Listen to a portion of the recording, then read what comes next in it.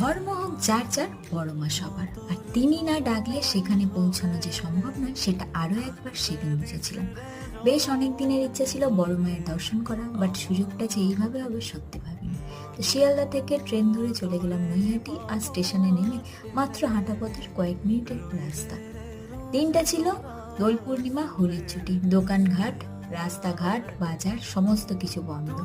আমাদেরও অন্য একটা প্ল্যানিং ছিল, কোনো কারণবশত সেটা ক্যান্সেল হয়ে গেছিল। আগের দিন মাঝরাতে ঠিক হলো পরদিন সকালে বড় মায়ের কাছে যাব। এসে দেখি সমস্ত দোকান বন্ধ, মাত্র একটা দোকান খোলা। সেখান থেকে মায়ের জন্য ডালা কিনলাম, পুজো দিলাম। যেখানে মায়ের দর্শন পেতে ঘন্টার পর ঘন্টা লাইনে দাঁড়িয়ে থাকতে হয়, সেখানে গিয়ে এত তাড়াতাড়ি পুজো দিলাম, কোনো লাইন নেই, কিচ্ছু নেই। অনেকক্ষণ ধরে মায়ের দর্শন করলাম। বাইরে এসে প্রসাদও পেলাম। একজন ভদ্রলোক তো বললেন, মা খুব ভালো দিনে এসেছো, এরকম ভাবে সুযোগ কিন্তু সব দিন হয় না। সত্যিই তাই।